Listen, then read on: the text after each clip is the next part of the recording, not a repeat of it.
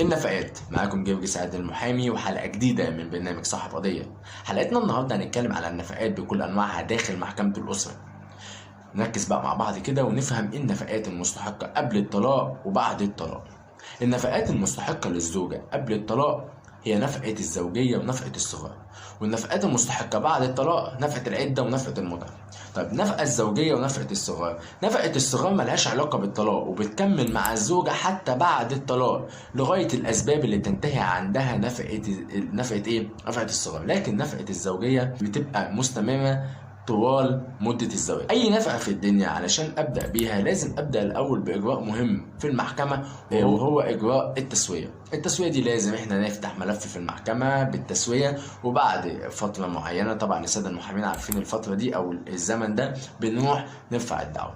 طيب في نفقة الزوجية ونفقة الصغار أو نفقة العدة ونفقة المتعة.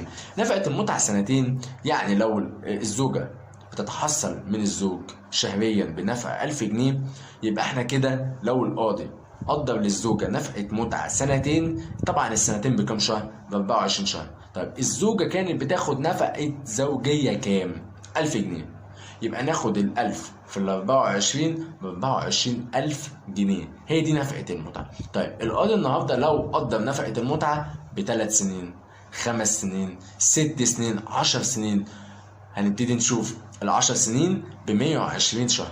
يبقى احنا هنتكلم لو الزوجة بتاخد نفقة زوجية من جوزها هتاخد 1000 جنيه، يبقى هضرب الألف في ال120 يبقى 120,000 جنيه. طب عدد السنين ده، يعني نفقة المتعة، عدد السنين ده مين اللي بيحدده؟ هل المحامي بيحدده؟ هل الموكل بيحدده؟ لا، اللي بيحدد عدد السنين في نفقة المتعة هو القاضي، طبعا بناء على المستندات اللي قدامه وعلى الزوجين ومدة الزواج ما بينهم والكلام ده كله.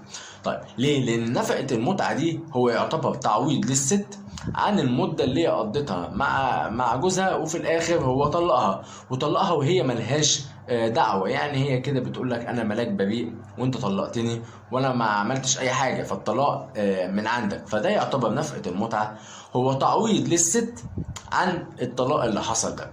تمام.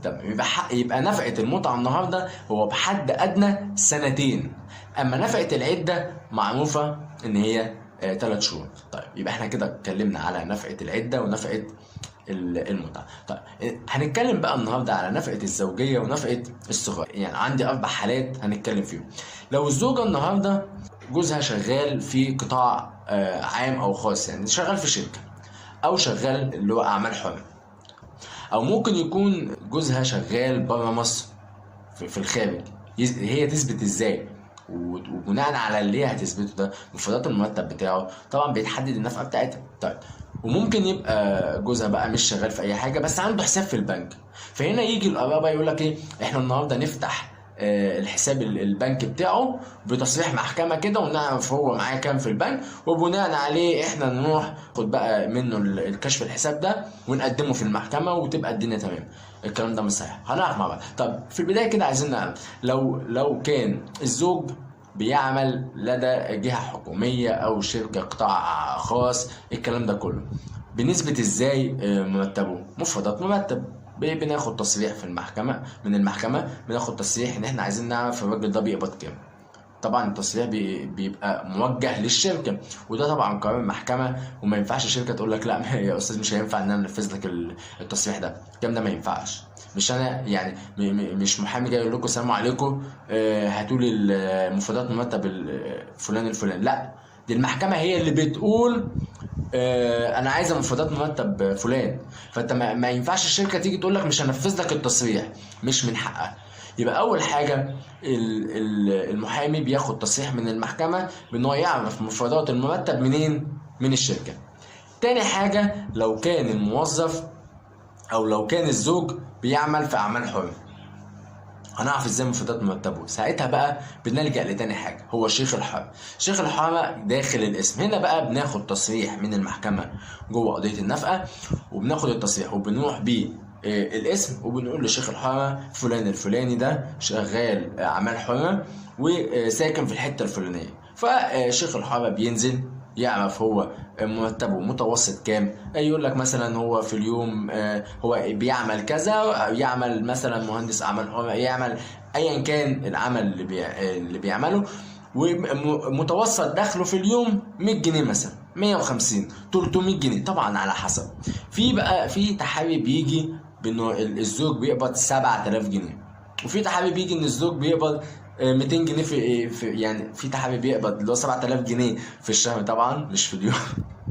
في حاجات طبعا بتبقى يعني مالناش دعوه بيها، مش موضوع. طيب لو الزوج بقى بيقبض 200 جنيه في اليوم، طبعا احنا بنضرب ال 200 في بقيه الشهر بيطلع لنا المبلغ، وبالتالي يبقى هو كده بيقبض كام، والقاضي بقى بيبتدي يحدد النفقه. طبعا مفيش قاعده لتحديد النفقه، يعني محدش يجي يقول هو بيقبض مثلا 5000 جنيه يبقى القاضي هيديله 50%، هيدي للزوجه 50%. الكلام ده مش صحيح. احنا ما نعرفش القاضي يعني بيحسب بناء على ايه. ممكن يدي 40%، ممكن يدي 30، ممكن يدي 20%. فاحنا يعني احنا ما نعرفش، احنا كمحامين ملهاش قاعده ثابته. تمام. طيب يبقى احنا اتكلمنا لو الزوج بيشتغل في شركه هناخد مفردات مرتب، لو بيشتغل اعمال حره يبقى ده عن طريق الاسم وشيخ الحاره بناخد تصريح، وبننفذ التصريح في الاسم، وبنجيب تحامي بدخل الزوج. طيب لو الزوج بقى بيعمل خارج مصر، انا اعرف بقى مرتبه منين. مثلا سي 2000 جنيه ونفقه صغار 3000 جنيه مثلا، يبقى انت كده في الشهر هتحصلي من الزوج على 5000 جنيه نفقه. ده حكم اول درجه. طبعا في الاستئناف بنعمل استئناف وبنتكلم ان احنا عايزين زياده. لو انا محامي عن الزوجه طبعا هطلب زياده، ال 5000 ما بيكفوش. هنا بقى هيبقى في مشكله، ان انت حضرتك مش هتقدري تعرفي الحساب البنكي عنده في كام متجمد، تمام، وتاخدي منه ال 30000 دول. طبعا يعني ال 5000 جنيه دلوقتي كنفقه ما بيكفوش في الشهر.